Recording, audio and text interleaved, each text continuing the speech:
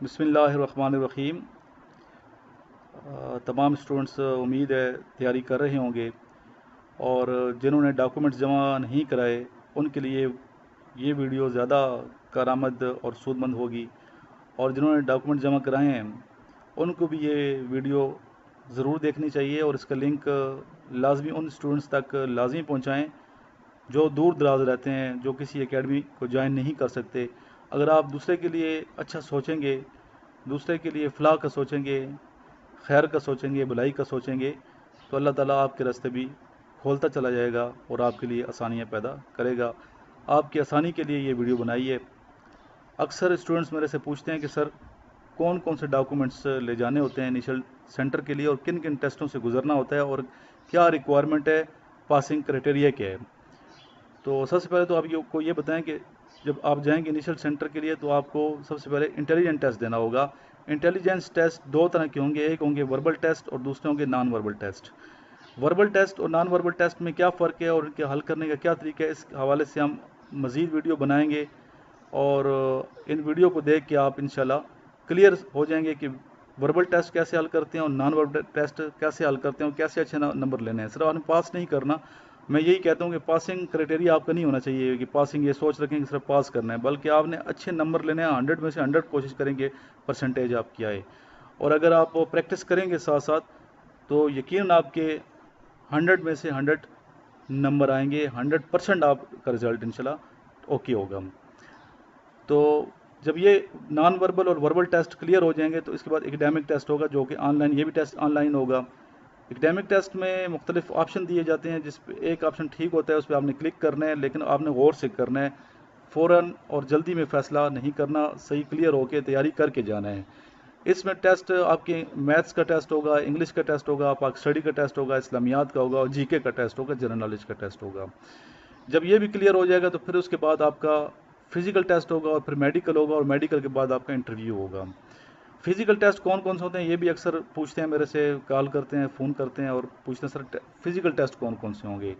तो initial centre में आपसे एक तो 1.6 किलोमीटर रन कराई जाएगी, टाइम उसका 8 मिनट है। फिर पुशअप्स होंगे 15 रेपिटेशन, ये 15 आपने करना है 2 मिनट्स के अंदर। इस तरह सिटअप्स आपने 20 करने हैं 2 मिनट में, चिनअप्स करने हैं 3 रेपिटेशन इन 2 मिनट्स, और फिर डिस्क क्रॉसिंग करनी है जो आके स्लाइड में मैंने लिखा हुआ है।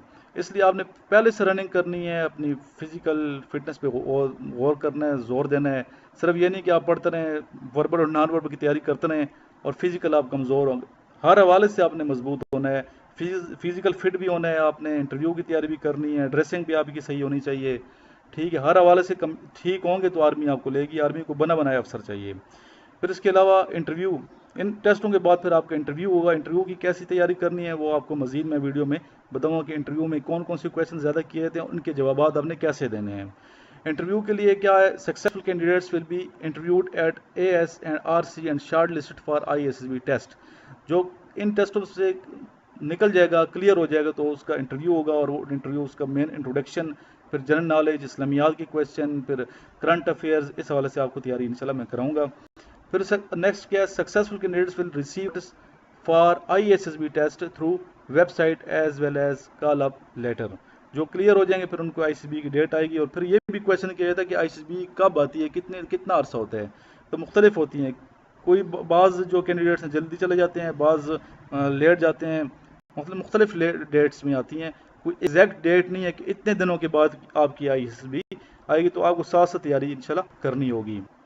नेक्स्ट है जी further selection. Candidates who are selected by AS and RC will be called for ISSB test. Medical examination of ISSB recommended candidates will be carried out at nearby CMH.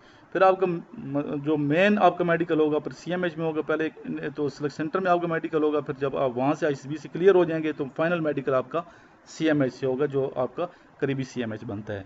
The final selection will be made at GHQ on the basis of candidates' performance.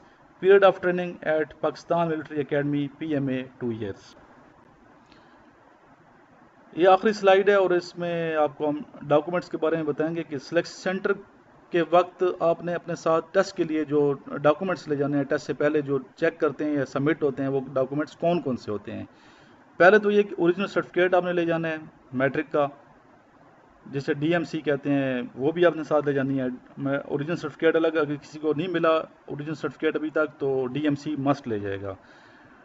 تو بہتر تو یہ ہے کہ آپ دونوں لے جائیں، ڈیٹیل مارک شیٹ بھی لے جائیں اور اوریجنل سرٹیفکیٹ جو میٹرک ہے وہ بھی لے جائیں. اس کے علاوہ F A F S C کی ڈی ایم سی آپ نے ساتھ لے جانی ہے، اگر سرٹیفکیٹ ملا ہے تو وہ بھی آپ ساتھ لے جائیں. اس طرح computerize national identity card for 18 years and above اور computerized form B along with guardian's computerized national identity card father or mother for less than 18 years old. یہ بھی آپ نے ساتھ لے جانا ہے. One set of attested photo copies of above mentioned documents, ان کا ایک سیٹ جو ڈاکومنٹس بتائے ہیں ان کی فوٹو کاپی کر کے اس کا بھی آپ نے ایک سیٹ لے جانا ہے.